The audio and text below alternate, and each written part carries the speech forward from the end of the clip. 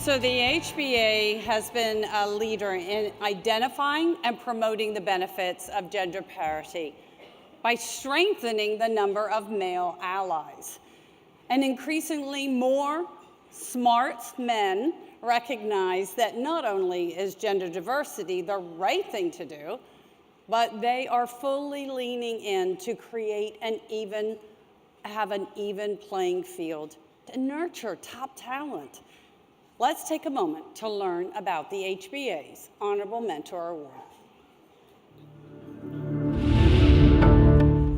The Honorable Mentor Award salutes the many contributions and gender parity progress the honoree has achieved throughout their career. This recognition salutes the type of leader who demonstrates a long-term commitment to developing, mentoring, and promoting women in the workforce, and supports the HBA's mission to advance gender parity in our industry.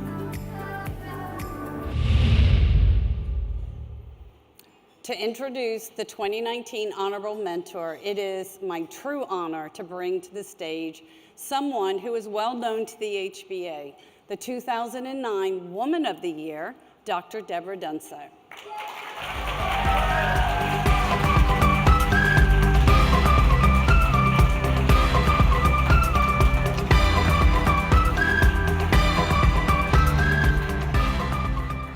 Hello, everyone.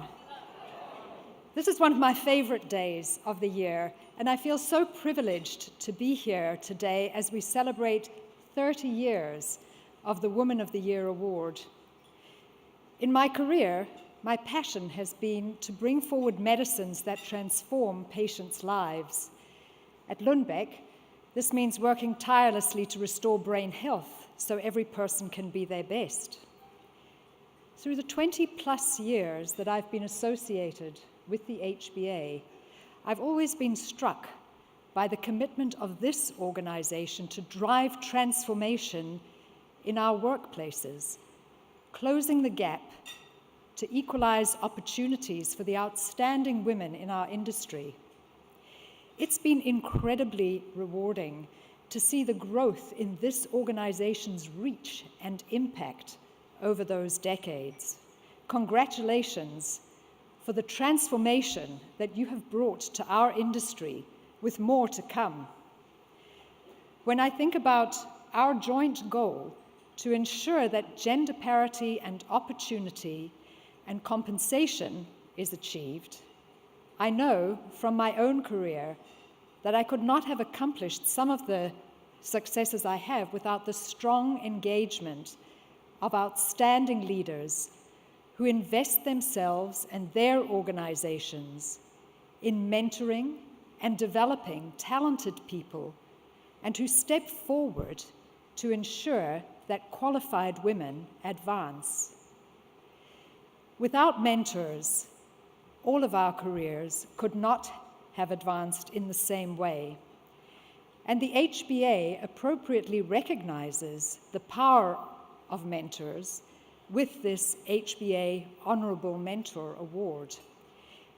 The award establishes a tremendously high bar. You don't win the award for just being a nice guy. You actually have to promote women. You have to level up the numbers in leadership positions. You have to create access to the channels of influence. You have to enact practices that really work to realize the full potential of your female talent. And you have to be doing this over the long term. The Honorable Mentor Award is known as an industry accolade, but in truth, it's not something you win, it's something you are. It's the recognition of the impact that you have had and must continue to have in empowering and enabling women to deliver on all their potential. I couldn't be prouder to stand here today to provide this introduction to this year's honorable mentor, my friend and colleague, Peter Anastasiou. Peter has had an impressive career dedicated to helping people with debilitating psychiatric and neurological conditions. And he's built outstanding organizations behind that mission. Peter has an innate understanding that diversity of thought, experience, and skills brings about the best solutions to complex challenges, and most importantly, brings forth innovation for patients. His passion for purposeful inclusion to drive business goals has made him a tireless advocate for gender parity at Lundbeck and beyond. He pushes for more women to be included at all levels of the business and makes sure they're compensated at equal levels to their male peers. He models it every day and builds it into our company culture in North America and throughout our global organization. The outpouring of recommendations nominating him for this award from both men and women in our industry have brought him this well-deserved recognition today. It's my sincere pleasure to introduce the HBA Honorable Mentor for 2019, Peter Anastasiou.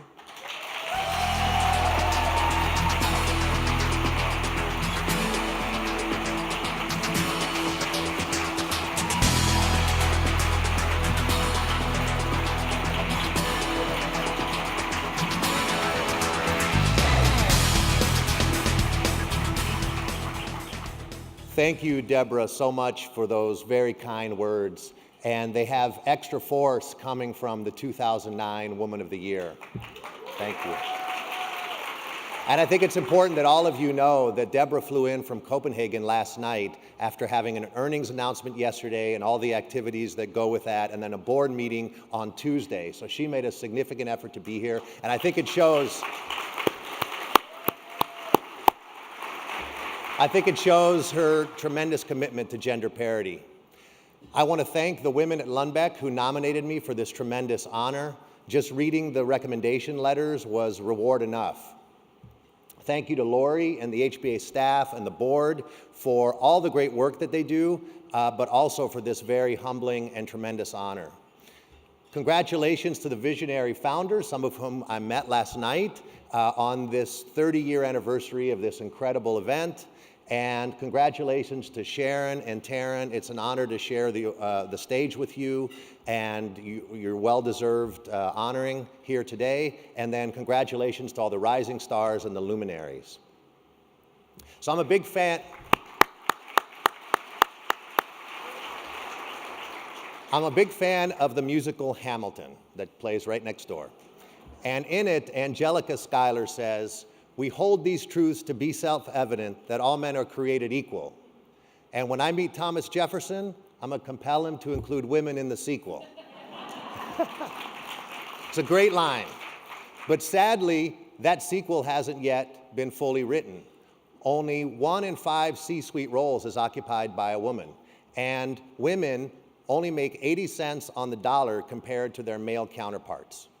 So as a man, why do I care? First, because of the strong influences I've had in my life, most of whom are female. And second, and most importantly, because gender parity is good for business.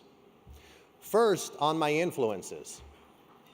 My parents demonstrated the importance of gender equality. They were uneducated immigrants who came here from Greece in the 1950s, seeking a better life.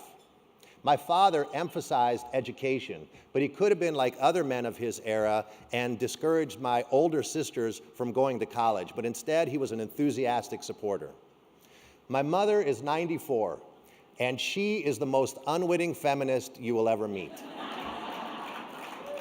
If you ask her, she would say that a woman's role is in the home. But through her actions, she has modeled the strength of women and supported my sisters in getting an education and in their careers. She's like the mother in My Big Fat Greek Wedding that said, "The man is the head of the house, but the woman is the neck, and she can turn the head any way she wants."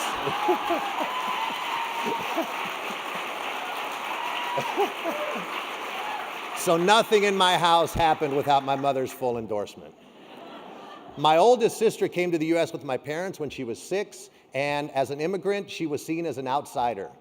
Nevertheless, she persisted, and she was the first in our extended family to get a college education and became a pharmacist. My middle sister also got her college degree and was in marketing. She has modeled the incredible strength of women as the mother of a special needs child, and she has inspired me through her tenacity and dedication to my niece.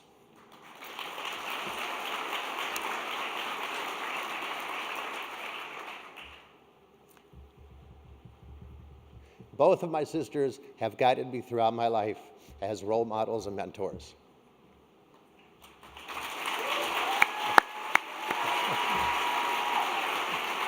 My wife, Elena, who is here, graduated at the top of her class in high school and got into my dream college, which I did not. And she reminds me of that every chance she gets. She graduated in 3 years from that college and went on to law school, and she practiced for several years. And she sacrificed her law career to raise our 3 kids as we moved around for my career. And I couldn't have done anything in my career without her. Thank you.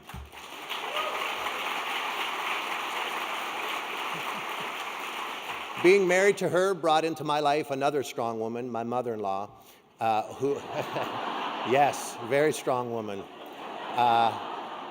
She raised 2 young children on her own, went back to graduate school, remarried, became a stepmother, and had another child, all while being the primary breadwinner.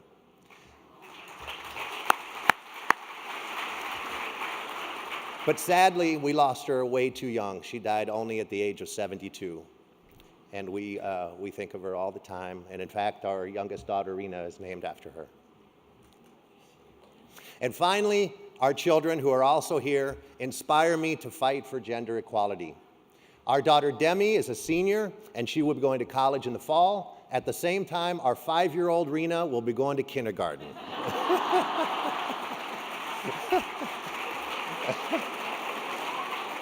Our daughters are smart, strong-willed, and persuasive, characteristics that sometimes make them challenging to raise, but will make them very successful in life. And our oldest son, Evan, is smart, sweet, loving to his sisters, and respectful to his female friends.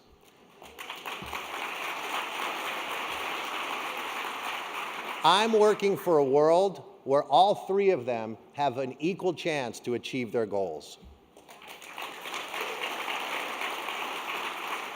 The second reason I care so much about gender parity is because it's good for business. Yes, it's the honorable thing to do, but studies have demonstrated that equal gender mix contributes to diversity of thought and leads to better business performance.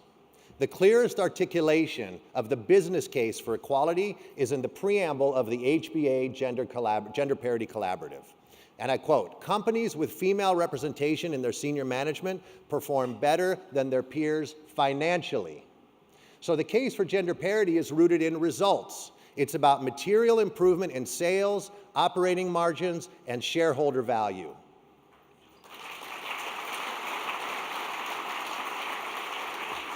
As a nation, we're still fighting for gender parity in leadership roles and equal pay for equal work.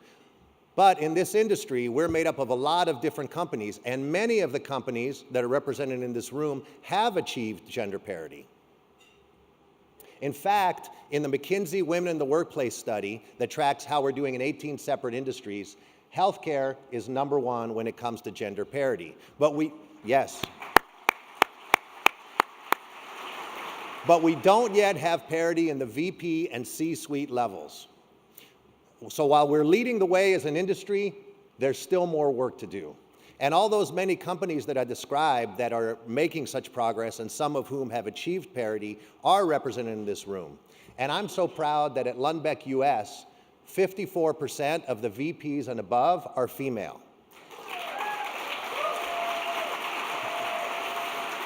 And 50% of my leadership team is comprised of women.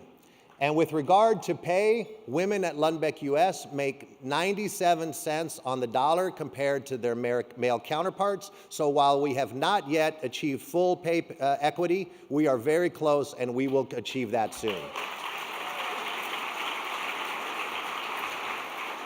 While I'm very proud of our achievements, I have to be humble and acknowledge that we are not yet where we need to be with women of color, and this is a priority for us. When it comes to the progress our industry still needs to achieve, I believe mentorship is crucial. Studies show that those who are mentored are 5 times more likely to be promoted than those who are not. But we can't just mentor to get the numbers right. We have to focus our mentoring efforts on truly leveling the playing field. Women's voices often don't get heard. Their competencies don't get respected, and yes, harassment and discrimination happen. Numerical parity does not fix this. We need to provide mentorship to ensure there's no thumb on the scale when it comes to how things get done, who gets listened to, whose ideas are respected. We need men and women to mentor men and women.